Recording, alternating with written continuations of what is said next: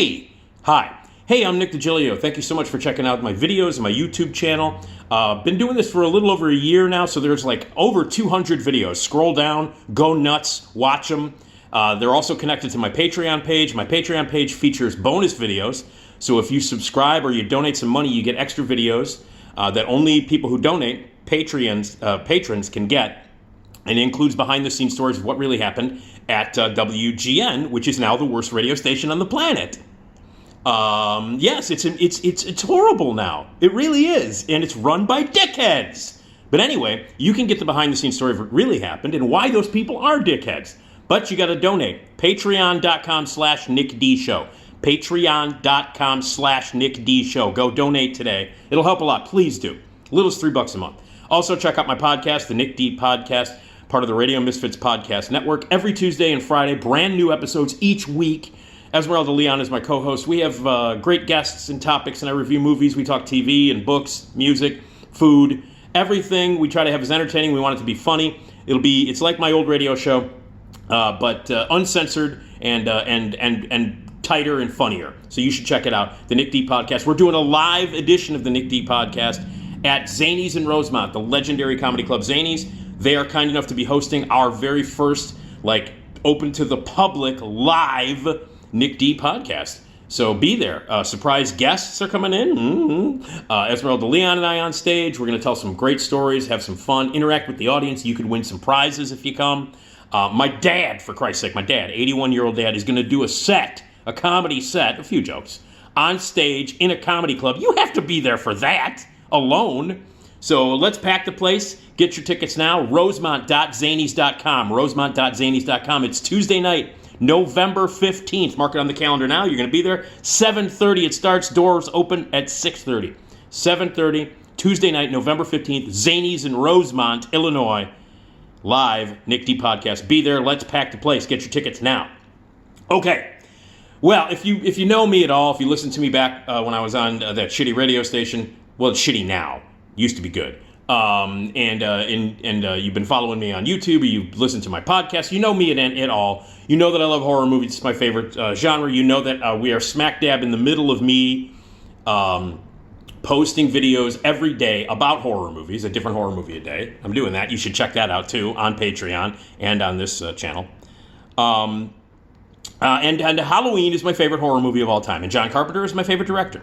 So I thought that I would tell you what I thought of Halloween Ends. Now, I've made it no secret that I hate every single Halloween movie except for the original Halloween, Halloween 3, Season of the Witch, which doesn't count because it has nothing to do with Michael Myers or that mythology at all. It's a completely separate thing. I've done a whole video on why Halloween 3, Season of the Witch is a great film and is not part of all this other shit. And the only other one, I like the first one, and I like Halloween H2O from 1998, directed by Steve Miner. I thought that was a terrific tribute to the original Halloween and a great way to end, if they wanted to end it, a great way to end it. And I thought Jamie Lee Curtis was great in it. I still maintain that Halloween H2O is a terrific movie. Every single other Halloween movie, 2, 4, 5, 6, the unspeakable travesties that are the two Rob Zombie pieces of shit, Resurrection, the one that followed, unfortunately, H2O. Every one of them, and then the reboot that began with David Gordon Green in 2018 is a piece of shit. The sequel to that from last year, Halloween Kills, is a piece of shit. They all suck. They're all terrible. They are all insults to the original movie in 1978. They all take a shit upon that original masterpiece from 1978. They all fucking suck. No arguments. I don't want to hear you defend any of those movies. 2, 4, 5, 6, Rob Zombie's 2 movies, Resurrection, and the 2 David Gordon Green movies, the reboot from 2018 and Halloween Kills from last year. You can't defend them. If you try, you fail, and you look dumb doing it. So, of course, the new one is Halloween Ends, which, this is a Sunday. The movie made over $41 million at the box office, and it's also available on Peacock. So to say that it was a success is an understatement. But the response has been... I've read some reviews, but the funny thing is what the movie going public, the thing that really counts is what the movie going public thinks of it. The people who actually went out to the theater and paid their $15 to see it, or the people who fucking, have their subscription to Peacock and watched it over the weekend. People hate this movie. They hate it. So Halloween End is the third of the David Gordon Green, Danny McBride written, David Gordon Green directed Halloween reboots. So the first one brought Jamie Lee Curtis back in 2018 and tried to, be this, like we're going to bring it back and bring closure to it. We really care about the character of Laurie Strode, and we really want to bring emotional and a closure to this story about trauma and about being a victim and about what has happened to this poor woman in 40 years since these horrifying things happened to her on one Halloween night in Haddonfield, Illinois in 1978. And we want to bring Jamie Lee Curtis back and make a really intelligent film about pain and trauma and overcoming these horrible things that happen and tragedy and violence in your life. It's horse shit. They wanted a paycheck. That's why Jamie Lee Curtis came back. Jamie Lee Curtis, and I love Jamie Lee Curtis, but she's really starting to fucking annoy me with these Halloween movies. And, this is a character that she dismissed. If you were to grab Jamie Lee Curtis and talk to her, in 20 years ago, 25 years ago, 30 years ago, and say, hey, Laurie Strode, she'd say, shut up. I don't want to talk about Halloween. I don't want to talk about the Halloween movie. I don't want to talk about slasher movies. I don't want to talk about horror movies. She hated horror movies and spent a good, significant amount of her career distancing herself from Laurie Strode, distancing herself from the beginning of her career making all those horror movies. And then, 5 years ago, suddenly she was like, and she did Halloween H2O to finish it up, was like, okay, all right, fine, I'll do it, because people were bugging her for 20 years to do it. She did it, and then made a cameo for some reason in Resurrection. But the point is that for the most part of her career, she has dismissed, disliked, and disowned any horror movie that she did, including motherfucking Halloween. She's like, Laurie Strode, no. Then suddenly in 2018, oh my God, I care so much about this character. This is the most important character of my career. I've played it for 40 years, blah, blah, blah. The paychecks came in, Jamie Lee Curtis was happy. John Carpenter has made it abundantly clear that he does not give a shit if people make his movies and remake them. He doesn't care. I interviewed him twice, and on both occasions, he's blazingly honest about the fact that he loves getting paid for doing nothing. He said to me, and this is a quote, if there was one thing in life that I could do when I was younger, all I wanted to do was to do nothing and get paid for it. And that's what he's been doing for many, many, many, many years. He hasn't directed a movie since 2011, and that was The Ward. That was the last movie he directed.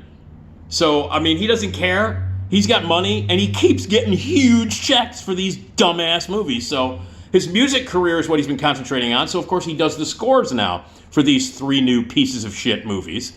Or I should say 2 pieces of shit movies. I'll get to that in a second.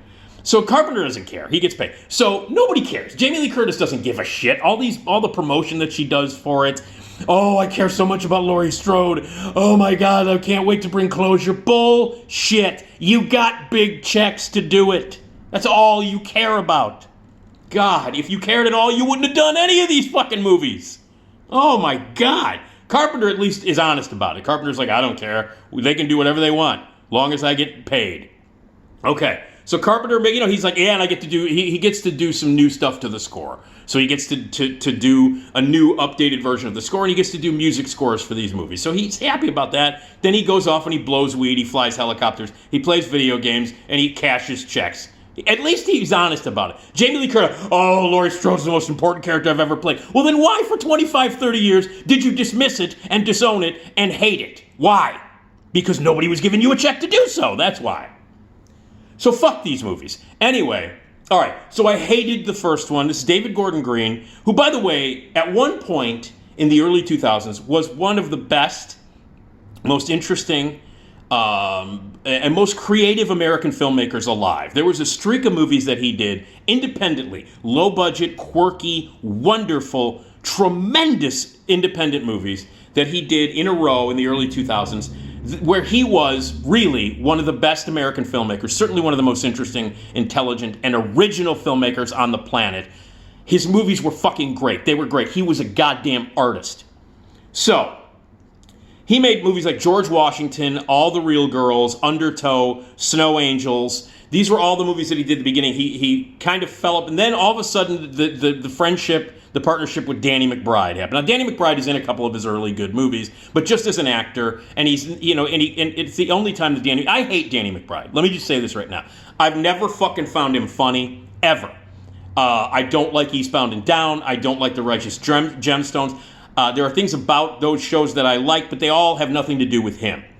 Danny McBride is not funny. He's fucking annoying. He is irritating. He is not talented. He's not a good writer. He's a fucking piece of shit. He's a blight on the American society of comedy and the world of film in general. I can't stand Danny McBride. Never been funny. Never will be funny. Not a good writer. Not a good actor. He's a piece of crap. And they're buddies. David Gordon Green, who started out as this amazing American filmmaker making some great movies, and then he went down the Danny McBride path. Started with Pineapple Express, where he directed that, which is an okay movie, not a great movie. It's okay. And then it just kept getting weirder and weirder, and he fell down the Apatow trail where he did the Sitter. He came back. He did a great movie with Nicolas Cage called Joe, and a terrific movie with Jake Gyllenhaal called Stronger. He's still got the ability to make good movies, but he just hasn't. And then McBride drags him into Eastbound and Down and The Righteous Gemstone, directing all that shit. And McBride comes up with the idea that he wants to bring back the Halloween series, the original Halloween movies. He loves the original Halloween movie. So he gets David Gordon Green to co-write the script with him, and they reboot Halloween in 2018. Somehow, well, check. They get Jamie Lee Curtis, and they reboot it. So the genius behind the idea of bringing back the Halloween series in 2018 was fucking Danny McBride. The unfunniest, untalentedest piece of crap comedy icon in the world decides that he wants to bring back Halloween, gets a great filmmaker like David Gordon Green to come along. The first movie was a disaster. The reboot 2018, unmitigated piece of shit, disaster, an insult to the first movie. Halloween Kills from last year, even worse than the first one. I mean, they're both. And the second one, the Halloween Kills, unwatchable. Unwatchable. Dreck, shit, garbage. David Gordon Green just like pimping himself out, just like whoring himself out for the money, for the friendship with Danny McBride, whatever. Taking a shit all over the legacy of a great 1978 movie. And now Halloween Ends is out. All right. Now, I've not posted anything about it. I saw it 5 days ago, and I still haven't posted anything, so I figured I'd post this. The thing about about Halloween Ends is, when it's called Halloween Ends. You know when Halloween should have ended? 1978 is when it should have ended. That's when Halloween Ends should have ended. Halloween should have ended in 1978. So, but anyway, they continued it. Hated the first one, hated Halloween Kills. Okay, went into Halloween Ends with the lowest expectations possible, with anger underneath me, just pissed off about what these movies have done to the legacy of the 1978 masterpiece. Pissed off that Carpenter is involved, pissed off that Jamie Lee Curtis is involved, and so running around saying they're great and blah, blah, blah, and that they're more important, they're actually about trauma. So I went in with a horrible attitude, and then I will say this, I'm going to say it right now, I did not hate this movie. I did not hate Halloween Ends. Did not hate it. I certainly didn't hate it as much as everybody else on the planet apparently did. And I'm fine with people hating this movie. That's fine. But I think it's clearly the best of the three of the new trilogy. It's the closest thing to an actual David Gordon Green movie that he's made in the Halloween milieu. And when the movie has nothing to do with Laurie Strode and nothing to do with Michael Myers, it's pretty fucking interesting and pretty good. Okay? So it starts out, and there are some spoilers here. There might be some spoilers. If you haven't seen it, I may spoil it for you. But it starts out with this kid named Corey Cunningham. Now, let me just say this.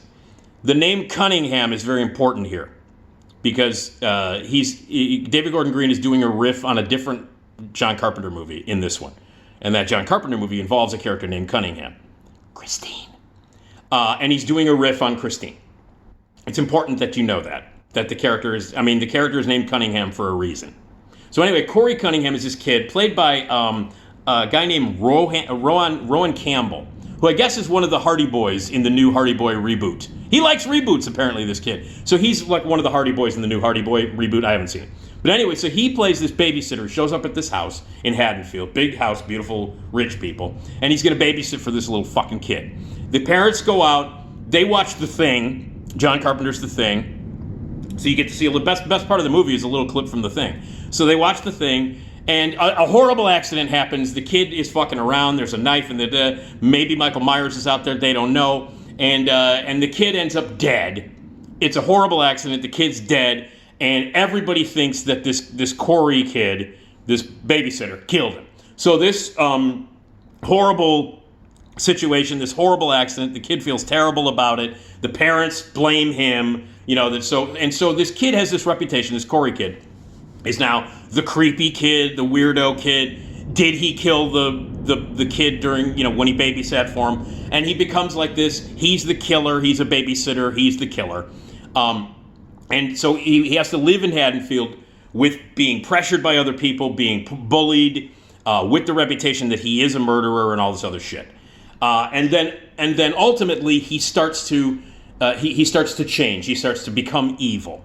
And it has everything to do with how he's being treated, the perception of who he is. This horrible accident that happened to him turned him into a murderer, so he eventually evolves into that. He changes into that. Meanwhile, Jamie Lee Curtis plays Laurie Strode. I guess it's according to this movie, it's 4 years after the events of the last one. I don't know why, but it's 4 years afterwards, so this movie takes place in the future. And I don't remember what happened in Halloween Kills. I don't fucking care. Judy Greer played her daughter, and I guess she got killed in Halloween Kills. I don't remember. I remember Anthony Michael Hall running around saying that evil dies tonight. That's all, and I remember it was a steaming pile of shit. That's all I remember. So she's like, Jamie Lee Curtis was living in a hut with a bunker with like guns and all kinds of shit. Now she's trying to live in a normal house, live a normal life with her granddaughter, played by Andy Matichak. Andy Matichak. Okay, so she plays her granddaughter. They live together. They're trying to live a normal life. Lindsay, the girl that she babysat for in the first movie, played by Kyle Richards, who also is in this, she's a friend. Will Patton is the sheriff. He has a crush on Laurie Strode. And she's trying to live her life. She goes grocery shopping. She does this. She's still angry about everything and still trying to fight the trauma that has been with her for over 40 years. And she's trying to live her life in Haddonfield, and Haddonfield has been damaged by all the violence that she seemed to have caused in the first two movies, blah, blah. Meanwhile, there's this Corey guy running around, and Michael Myers pops up and just is hanging out in a sewer. So Michael Myers has been disappeared for 4 years, okay? But now he shows up, and he's living in a sewer near where an old guy, a homeless guy, lives, under a bridge. So Corey, this guy who everybody thinks is a murderer because of the babysitter accident, he meets Michael Myers, and they look at each other, and somehow, I guess, like Michael Myers hypnotizes him into being evil, and so he does actually start killing people. And so Corey is the actual murderer in this movie. So Michael Myers, for the people who are going to go, so that's why people hate it so much, Michael Myers commits less than a third of the murders in this movie. Almost all of the movies are committed by this kid, this Corey Cunningham kid. He's the murderer. And at one point, he takes Michael Myers' mask and starts killing people. So it's not Michael Myers, but Michael Myers is around. He was around to hypnotize him, and then he kind of shows up and helps with a couple of kills. So Michael Myers is like an assistant in this movie, and until the end, until the last 15 minutes when Michael Myers shows up, and then there's the big showdown between Laurie and Michael. So it's obviously unbelievably stupid, but I'm going to say this. All of the stuff with the kid, with the Corey kid, being traumatized by these assholes in Haddonfield, by these bully kids, by the parents, by the people who generally just think that he's a murderer, even though he's not. It was a horrible accident, and he's regretted it ever since it happened. But everybody thinks he's a murderer, so he decides he's going to change, become evil, become a murderer, become the thing that everybody thinks that he is. Now, that kind of thing, that kind of darkness, that kind of character stuff is really well done in the movie. The kid is good. This Rowan Campbell is very good as Corey Cunningham. The stuff between him and the granddaughter, Laurie's granddaughter, is actually pretty good, the relationship that they have together. And again, they make her Laurie's granddaughter, but she could be anybody. So it doesn't really even count as a part of the Halloween heritage. Storyline. So all that stuff is really interesting. The idea about how people can force you into things that you don't want to do, how the perception that a city or a town or the townspeople have on you is reflected. All of that stuff is really interesting. The themes, all of it. It's well acted. All of that stuff, I think, works. And it's the closest thing to an actual David Gordon Green movie that he's done. It touches upon some of the themes, especially Snow Angels. There's a lot of similar shit in this movie that there was to Snow Angels, which was about tragedy and perception and horrible things that happen and how it changes you and how people around you perceive things that they don't know 100% about.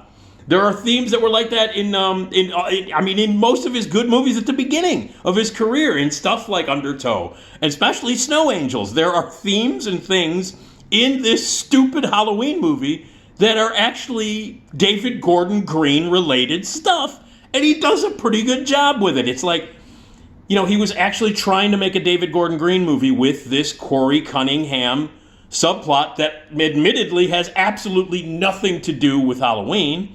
And the fact that they tried to tie it in by making Michael Myers hypnotize him to become evil is absurd and stupid.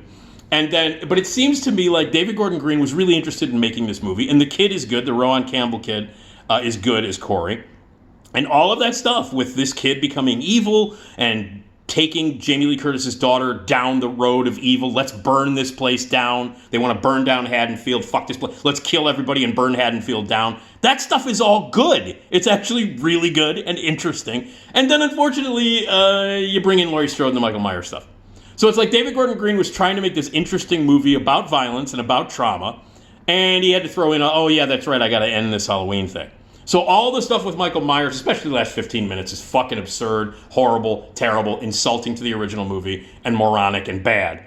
But all the other stuff about this kid becoming a killer, even though he wasn't, because of what was happening in the town, and because of his personality and dealing with trauma, and dragging another person into it and burning down this place, let's burn it all down. All that stuff is actually interesting and good and very close to the kind of shit that David Gordon Green was doing earlier in his career. So for a little while, there's an actual David Gordon Green movie being made here.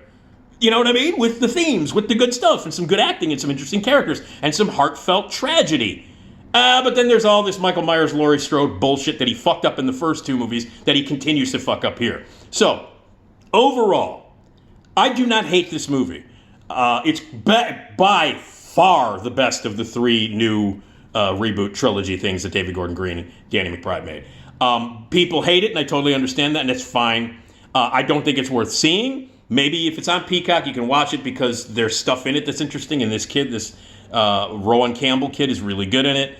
And I just like it, and it's also, I like the fact that he named the kid Cunningham, which is a nice tribute to John Carpenter.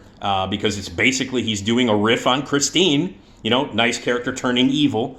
But this nice character turning evil thing and how people react to trauma and the pressures of the world around you, that was in Undertow, that was in Snow Angels, that was in the early part of David Gordon Green's career. So he finally does something kind of interesting, but he's painted himself into a corner where he's got to do the Laurie Strode, Michael Myers shit, and that's all bad. It's all terrible. And Jamie Lee Curtis is ridiculous in it.